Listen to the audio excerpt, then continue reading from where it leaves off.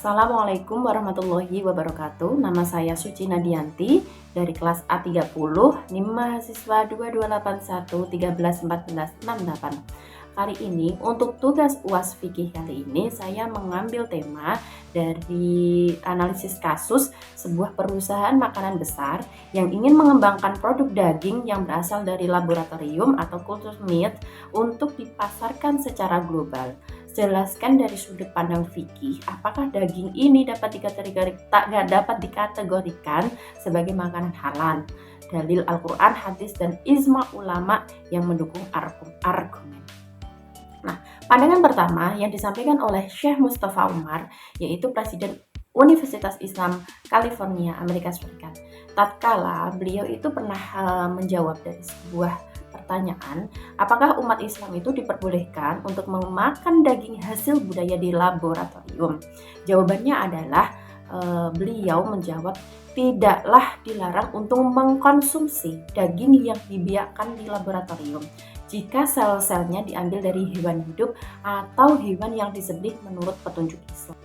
Jadi diperbolehkan umat Islam untuk mengkonsumsi daging dari laboratorium asalkan disembelih menurut aturan yang berlaku dalam Islam.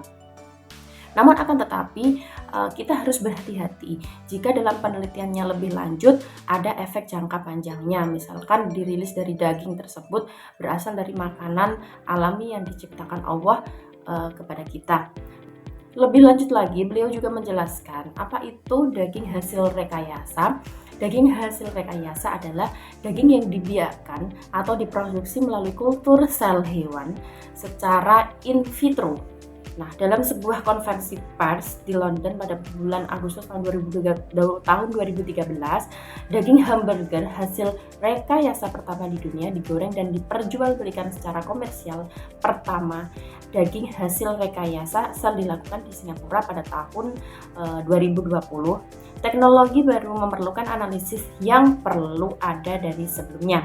Prinsip umum dalam Islam adalah bahwa segala sesuatu yang diperolehkan sampai terbukti secara khusus bahwa itu dilarang. Allah pernah berfirman, "Walladzi khalaqalakum ma fil ardi jami'a", yang artinya, dialah yang menciptakan untukmu semua yang ada di bumi. Terdapat beberapa pandangan keberatan para ulama terhadap daging yang dibiakkan di laboratorium. Keberatan pertama yang diajukan oleh para ulama terhadap konsumsi daging hasil kultur adalah daging tersebut berasal dari hewan yang halal. Ini adalah pendapat yang sah.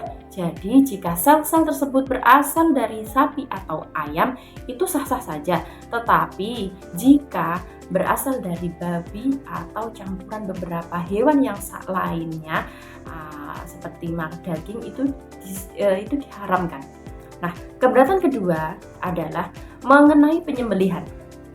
Bahkan hewan yang halal pun jika disembelih itu harus menurut aturan standar halal dalam Islam.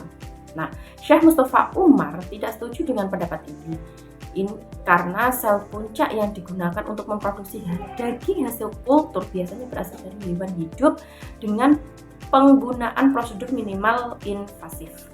Karena sel puncak tersebut tidak pernah tumbuh menjadi hewan hidup, maka sel puncak tersebut tidak perlu disembelih sejak awal.